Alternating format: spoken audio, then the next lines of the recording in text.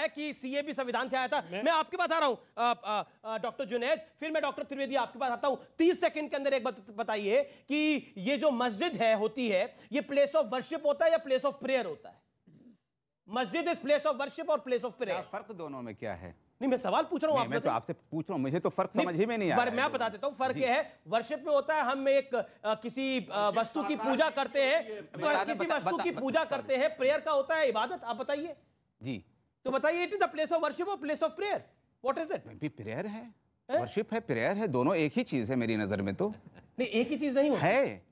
आप बताइए अंतर क्या है? इबादतगाह कहते हैं, इबादतगाह है, इबादतगाह है ना, प्लेस ऑफ प्रेयर है ना, प्लेस ऑफ प्रेयर है, तो प्लेस ऑफ वर्शिप एक्ट तो लागू ही नहीं होता। फिर होता है एक एक करके शो देखिए, बता दे रहा हूं, मस्जिद प्रेयर करने की जगह है, वो तो एक आकार प्रेयर करने की जगह है, प्रेयर करने की जगह है, और जाहिर सी बात है जब इबादत करने की जगह वहां पर प्रेयर होती है, तो अब ये उसके ऊपर लागू क्यों नहीं होता है? सुधांशु त्रिवेदी, देखिए ऐसा है, जो हिंदी ट्रांसलेशन है प्लेसेस ऑफ वर्शिप एक्ट का है उपासना स्थल।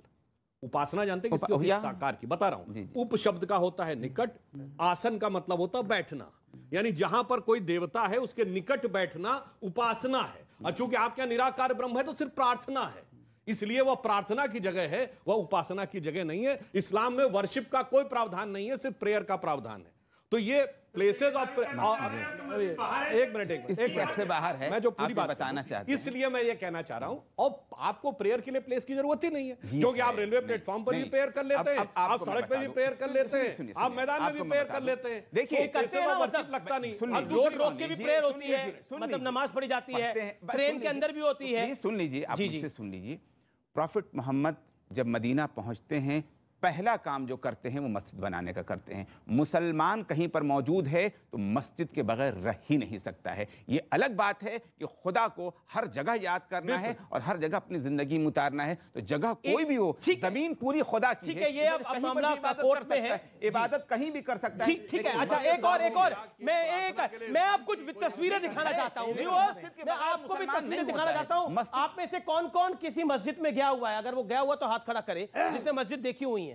काफी लोगों ने देखी हुई हैं, और उसके बाद मैं आप लोगों के पास आऊंगा। तस्वीरें हम प्ले कर सकते हैं, वो तस्वीरों को मैं प्ले करूंगा जो तस्वीरें आपको इस समय दिख रही हैं अपनी स्क्रीन के ऊपर।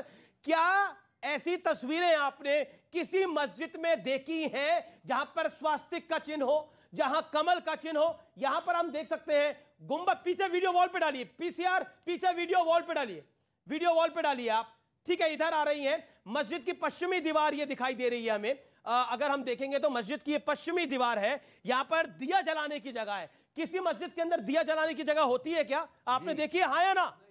नहीं होती। मैं आपसे सवाल पूछता हूं, ये जो आपको गोलनुमा आकृतियां दिख रही हैं, कमल का फूल दिख रहा है, ये ऐसा मस्जिद में दिखाई देता है? अपना हाथ खड़ा करें और अपनी राय रखें। स्वास्तिक का चिन्ह आपने किसी मस्जिद में देखा है? आप कुछ कहना चाहेंगी? आपने देखा? मैंने नहीं देखा है। स्वास्तिक का चिन्ह किसी मस्जिद के अंदर, स्वास्तिक का चिन्ह किसी मस्जिद में दिखता है आप लोगों को? कोई कहना चाहते हैं इस पे अपनी बात? देवगन जी, ये दीवार ही ये मरकज दीन इलाही की है, ये दीवार मस्जिद की नहीं। नहीं तो एक सेकंड अच्छा एक बात बताइए, आप कितनी मस्जिदों में जाते हैं?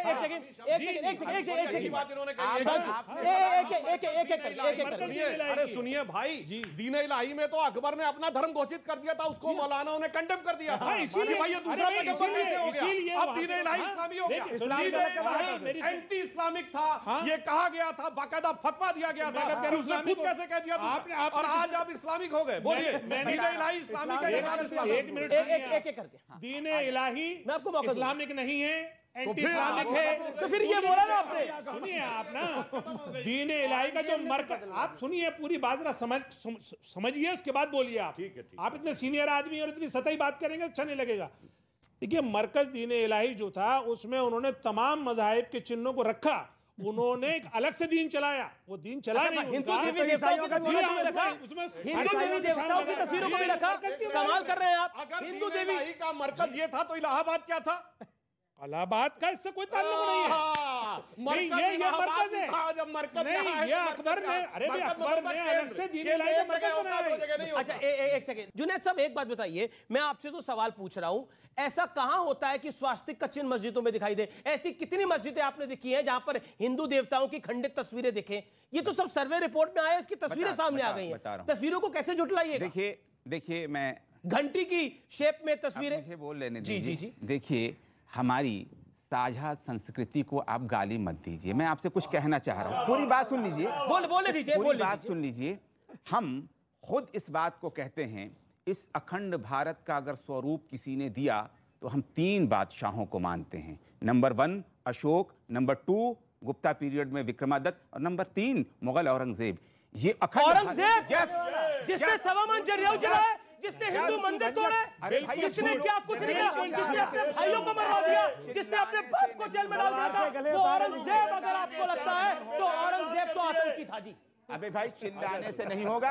अगर फैक्ट को जानना है तो पूरी बात पूरी बात सुनिए, पूरी बात बोलिए। आप देख लीजिए, 20 सेकंड दीजिए। देन सुधांशु त्रिवेदी। अंदर जब पहली इमारत जिसे मस्जिद के तौर पर उसका मीनार बना, तो उसके अंदर भी इंजीनियर आर्किटेक्ट मुसलमान थे और काम करने वाले हिंदू भी थे, और वो समझ रहे थे कि क्या चीज वो बना सकते हैं। कमल के फूल में आयतें लिखी नजर आती हैं आपको कुतुब मीनार के अंदर। आप कैसी बात करते हैं? मीनार के अंदर आज भी लिखा हुआ है कि स्थायी जैन और हिंदू मंदिर तोड़ के कुतुबुद्दीन अहमद ने वो बनाई थी। आज भी पत्थर लगा हुआ है। ये अब राष्ट्रीय पेपर है, 1200 साल पुराना। हाँ, वो तस्वीर मैंने भी देखी है। सुधांशु त्रिवेदी, ठीक है सुधांशु, साझा संस्कृति, आप लोगों को पता है ये साझा गंगा जमुनी संस्कृति की बात सबसे पहले कहां से आई? ये आई औरंगजेब के बड़े भाई दारा शिकोह ने अपनी किताब लिखी मंजमुल बहरीन, जिसमें था 2 समुद्रों का मिलन। उसने उपनिषदों का फारसी में अनुवाद कराया, जिसका नाम रखा सिर्रा अकबर। मगर औरंगजेब ने उसका सर काट के थाली में सजा के जेल में बंद अपने बाप को दिया, जिसने साझा संस्कृति का सर काट दिया। वो साझा संस्कृति का प्रतीक हो गया। अरे चलो बता देते हैं, मैं बता दे रहा हूं। वो पूरा पीरियड में ये बता दीजिए, विक्रमादित्य ने अपने भाई का सर काटा था कि नहीं काटा था? विक्रमादित्य ने अपने भाई का सर काटा, किसी ने नहीं काटा था, कहीं नहीं लिखा हुआ है। औरंगजेब 4 भाई थे, उसने शुजा, मुराद, दारा 3 का कत्ल किया। अपने सगे बड़े भाई का सर काट के जेल में बंद किया अपने बाप को, और उसके बाद जाके उनको थाली में सजा दिया। हमारे यहाँ 4 भाई थे, राम, लक्ष्मण, भरत, शत्रुघ्न। एक ने पिता के एक वचन पे जाके जंगल में चले गए, दूसरा भाई उनके साथ वन में गया, तीसरे ने थाली में खड़ाऊ रख के शासन किया। ये अंतर है हमारे औरंगजेब को क्या तुलना करने की बात करते हैं जनाब? अब आपने औरंगजेब का जिक्र किया, आपने बताया कि औरंगजेब तो कितना बड़ा था। औरंगजेब वो था, मैं बताता हूं, इन देश के युवाओं को भी पता होना चाहिए, औरंगजेब वो था जिसने सिख गुरुओं के साथ क्या किया वो मुझे बताने की आवश्यकता नहीं है। आज भी दिल्ली के चांदनी चौक में शीशगंज गुरुद्वारा है, जहां पे गुरु की गर्दन, उनका शीश निवार दिया गया था। महंत नवल किशोर जी, वहां पर जो साक्ष्य मिल रहे हैं, वो ये कह रहे हैं वो साक्ष्य तो है नहीं। कमल का फूल, हिंदू आकृतियां तो मस्जिदों में आम होती हैं। देखिए, हमारे यहाँ कमल का फूल जो है माता लक्ष्मी का आसन है। यदि ये कह दें कि मस्जिद में लक्ष्मी जी का आह्वान होता है, पूजन होता है, तो अच्छी बात है, हम मान लेंगे साझा संस्कृति है। एक बात सुन, आप सुन तो ले भैया। अभी नंदी की बात की, आप किसी शिवालय में चले जाइए, कहीं भी चले जाइए, नंदी का जो मुख होता है वो भगवान शिव के सम्मुख होता है। एक बात, जो स्वयं प्रकट शिवलिंग होते हैं, जो हमारे ज्योतिर्लिंग है, वो स्वयं प्रकट है, किसी ने स्थापित नहीं किए। बाकी जगह जो प्रतिष्ठित की जाती है वो पंचायत होती है, माँ गौरी होती है, कार्तिक होते हैं, गणेश होते हैं, नंदी होते हैं, परंतु जो स्वयं प्रकट होते हैं वो केवल शिवालय होता है, बाद में मूर्ति प्रतिष्ठित की जाती है। इसलिए सिंगार गौरी थोड़ा दूर है। नंदी इतने साल, 353 साल से देख रहा है, नंदी उधर ही देखता है जहाँ शिवालय होता है। जी। आप जरा देखिए, अभी इन्होंने कहा हमारी आस्था का इतना खिलवाड़ करोगे आप? अभी भी आप लोग तो अभी मुगल हो रहे हो कि वहां वो फव्वारा है। अरे आपको श्रद्धा से कहना चाहिए था कि चलो ठीक है, वो आताताई थे, लुटेरे थे, वो सब विरोधी थे मानवता के, उन्होंने ऐसा किया, आपका शिवालय निकल आया है, चलो हम गाजे वाजे बना के चलते हैं, आप पूजा करो, हम दिखाते उदारता। वक्त एक ब्रेक का है, आप देख रहे हैं वीकेंड का सबसे भरोसे